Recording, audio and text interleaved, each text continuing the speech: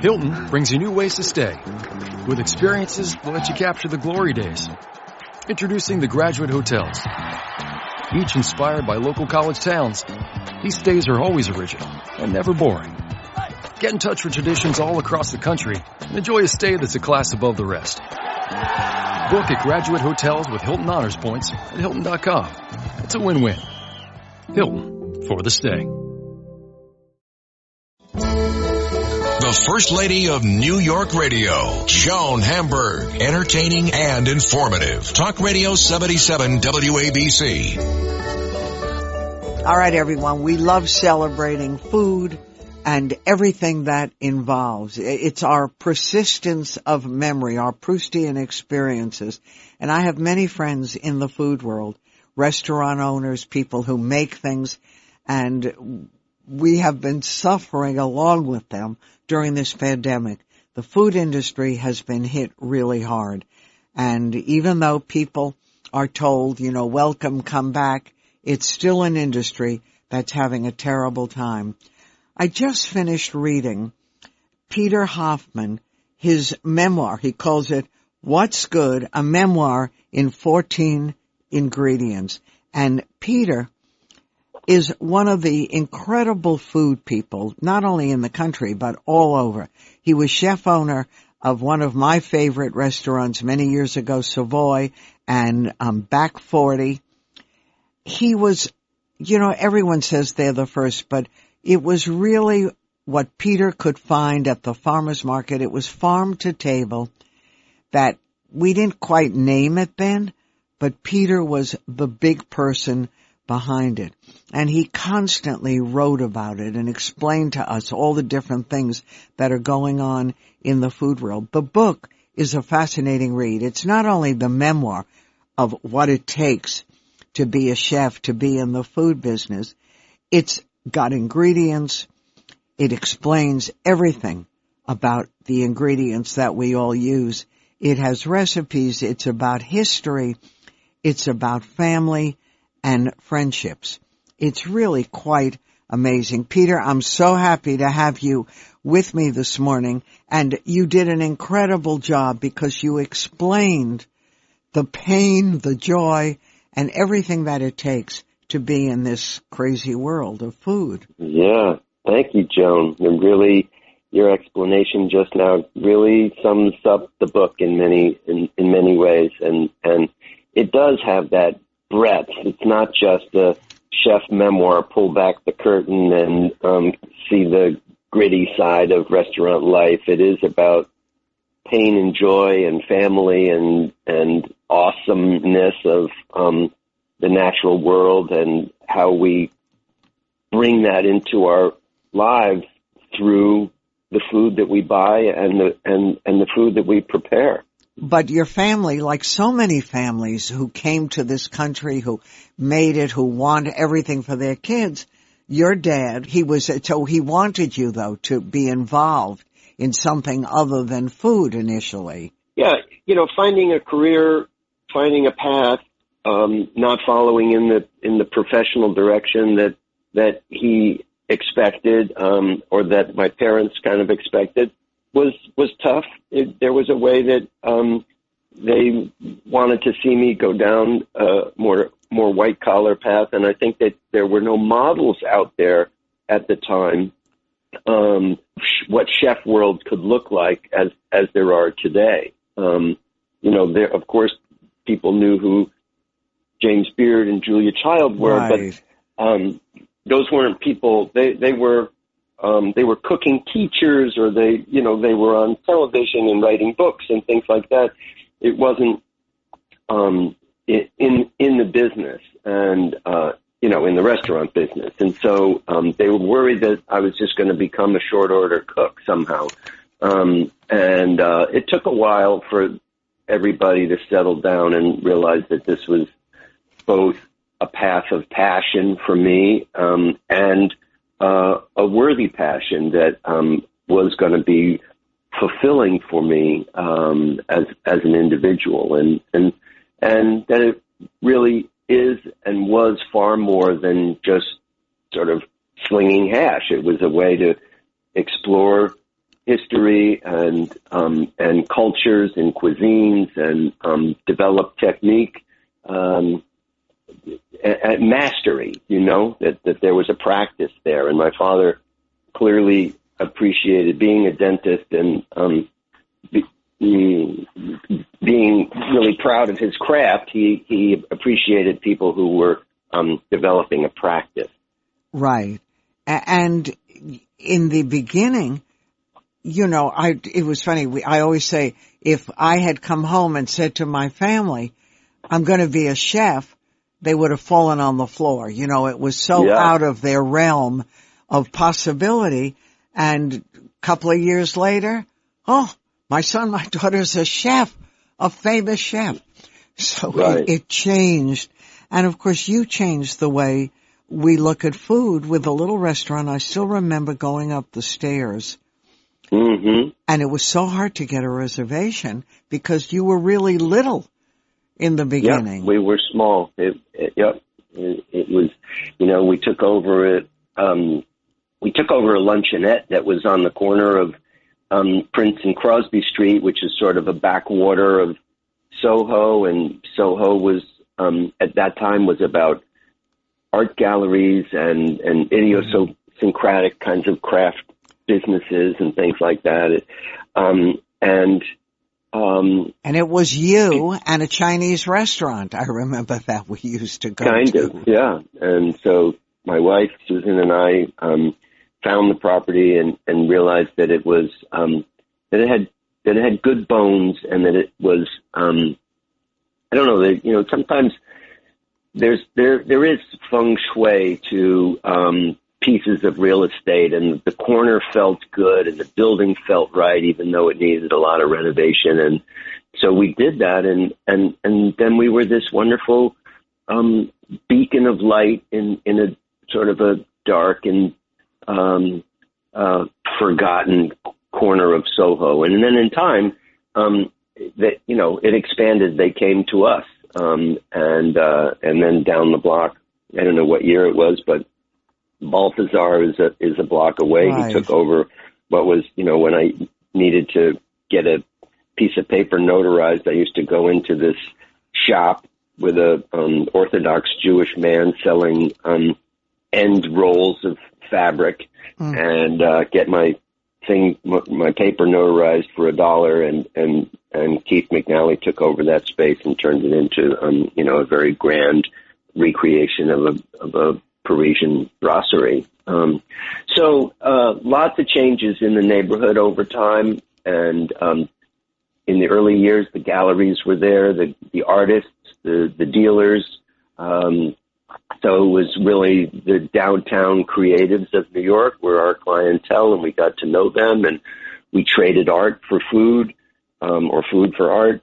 And that was exciting to be part of that in that world, and appreciated by people who were creatives themselves and saw us in that light. And then in time, the neighborhood changed, and rents went up, and it became more about shopping, and then it became about brand shopping, national brands that moved in, and then it was, it was no longer about creative people coming to see what we were coming up with and developing and sharing, but rather they just needed their a protein bomb after being exhausted of buying lots of things on the street, and so we were perceived differently, and the clientele was different, and so lots of changes over time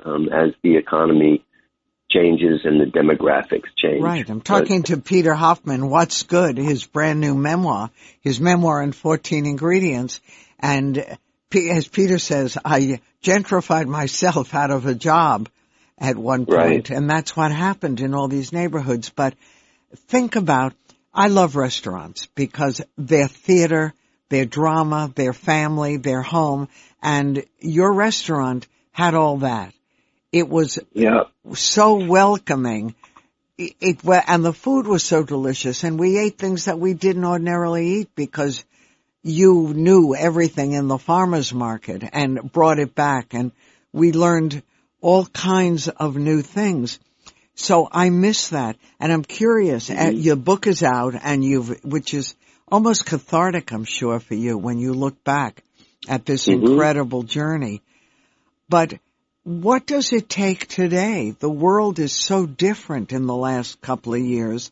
What does it take to do what you do? Could someone start that journey and end up being a chef with a wonderful little restaurant? Well, I think there are people still out there doing that. I think there are a number of things that have happened, even pre-pandemic.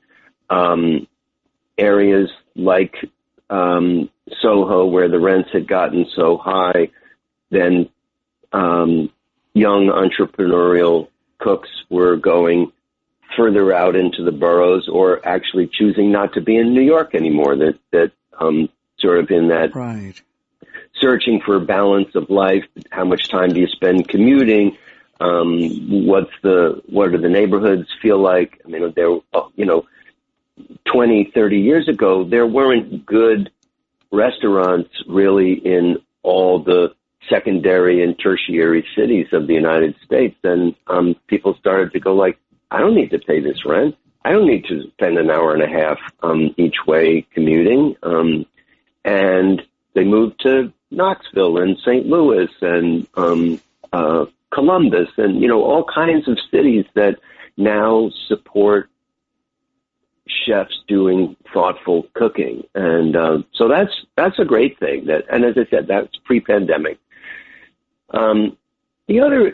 Another change that occurred, and it is sort of during the time of the pandemic, is people started to say, how do we cook? How do we build businesses that aren't just about chasing rich people's dollars? Right. That I want to do something creative and interesting and artistic, but is not just wanting to be in pursuit of the top tier of cooking for the 1% or, just under that. And I think there's some very interesting models that people are have come up with. One, of course, is there were, again, pre-pandemic, there were people doing pop-ups that they've said, I don't need to have a full-time restaurant and a bricks and mortar place. I've got my skills right here in my knife bag and in my hands, and I'm going to do it. I'm going to let people know. I'm going to do it through Instagram or whatever, and people will show and they'll give me some money and we'll move on, and I can pay my rent from a one-off kind of thing. But I think also that restaurants during the pandemic started to see that there were ways that they wanted to try and address certain equity issues and not just do their work and then do a gala dinner and donate their time for that single night, but rather say, I have skills. Can I cook for multiple streams? Can I enter the marketplace in at different levels in different kinds of ways? So I think that's one thing that we're going to see continue to develop and express. And so that even now there are in the way that Jose Andres has been out there in the world with his organization and then hiring kitchens, hiring restaurateurs to help address the issue. And as I said, it's not just on a one-off basis. It's those kitchens, those individual houses have multiple revenue streams, and some of it's cooking, and they're cooking for different populations. So I think there's some interesting things but there are challenges, right? In the same way that Savoy pioneered the idea of buying good ingredients and educating our diners about what goes into good ingredients and why they might pay more for food in my restaurant than they do somewhere else. I think the same issues, the same examination is now happening around labor, and which is a huge issue in the business. Yeah, because there was a way that, there were. I don't want to completely blame it on the high-end restaurants, but there's a whole culture in which, in the high-end restaurants, that this is where you have to work, and you have to submit yourself to this grand, creative chef, and they're going to abuse you, whether it's how they speak or how you're treated or how many hours you work. And that's the only way that you're going to get anything good on your resume to get to the next spot and the next level. And what that, and that's not a healthy environment. And it's also not a sustainable environment to work in. And so a lot of people in the pandemic then kind of said, like, I'm out. I'm not doing that. Mm-hmm. It's not too much abuse. It's not a healthy place to be, both because of how close everybody was and the pandemic, the virus, right? But it's also not a healthy place for my soul, my spirit, and people have gotten out. So the business and the culture of the business now has to go through some major changes. Right. And we're seeing them slowly.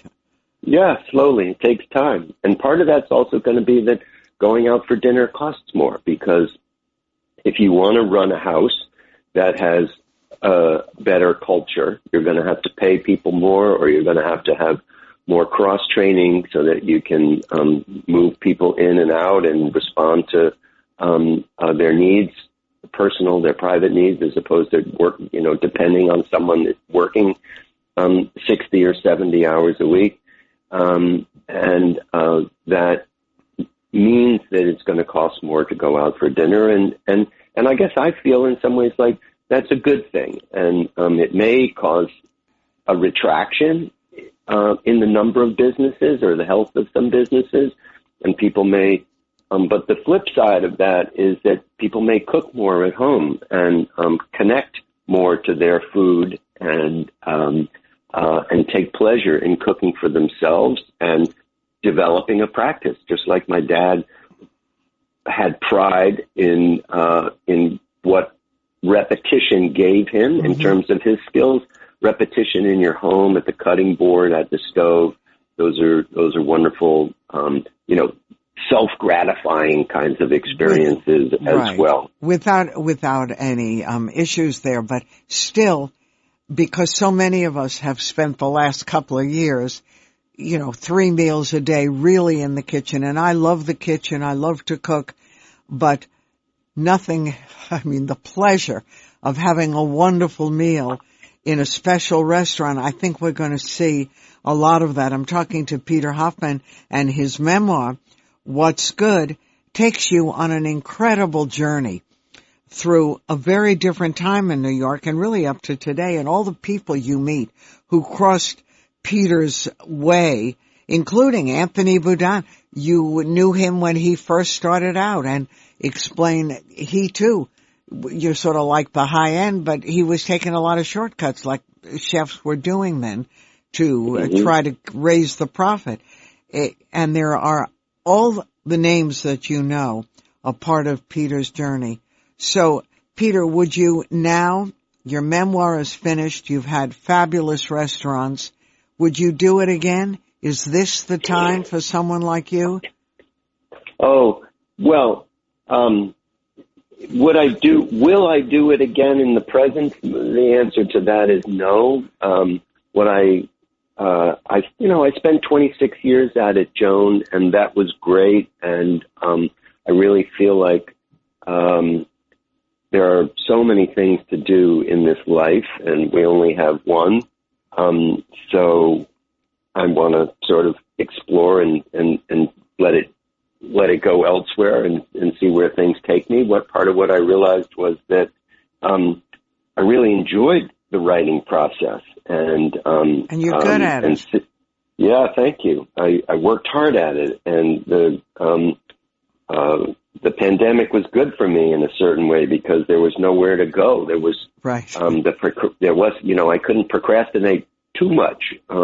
take a catering gig or go have lunch with somebody. But rather I went to my desk and sat down and wrote. And so I want to continue writing and continue telling stories. As you said, the title of the book is What's Good, a Memoir in 14 Ingredients. And the ingredient side of the book, if the memoir chapters are about the business of cooking and how I developed as a chef and what it was like to run a restaurant, the other side of the book is what thrills me. What are my passions? Who are my muses? And that's the ingredient. And so I had a wonderful time learning more deeply about the foods from my farmers at the market, but also doing research and pulling ideas together that I'd previously had, but hadn't had to really develop in a coherent way. And I had a great time writing the ingredient chapters. And I think that part of what they do is, or my hope that they do for the reader, is they get us out of the head of thinking that we're in charge of the universe, that we have control or dominion, and rather that cooking by the seasons, which I do, and going to the farmer's market reminds me and gets me back in touch with what the seasons are, that the natural world, the growing world, plants, is a miracle, and B, happening, without us, and that the planet is being shaped by forces that we can't control, or we mess with, and are changing, around climate collapse and things like that. But that that cooking by the seasons becomes a lesson to me and hopefully to the reader of not thinking that humans are in charge all the time. Right, Peter Hoffman. Peter, I'm going to make sure everyone knows I'm talking to you. What's Good? And as I learned in the book, one of the last green things that are happening are leeks. And when I went to my farmer's market the other day, I looked at my leek and said, I know what to do with you that I never thought about before. I know how to keep you for a while so you can bring your deliciousness for past the season. I thank you so much, Peter. We're going to follow you. Yeah, and I was so thrilled when you and your people reached out. You were a big fan of Savoy for a long time, and people would come into the restaurant and say, "Oh, Joan Hamburg mentioned you on the show," and I would go like, "Who? What? I don't even know she was in the restaurant." And it took many visits, I think, before I finally got to say hello to you and thank you in person in the room. And so it's so nice to come full circle now and talk with you today, and that you spent the time with the book that you did. I'm very proud of what I've written, and I'm so glad that it resonated so much for you. It did. I thank you. And regards to your family, I wanted not only to make the pie that your wife makes so wonderfully well and was in the book, I wanted to go to her house and eat the pie that she made. All right, Peter. We can take care of that sometime. Continued success. What's Good? Okay. A Memoir in 14 Ingredients by the one and only Savoy's Peter Hoffman, and so many other food adventures and journeys. I'm Joan Hamburg. You're listening to WABC.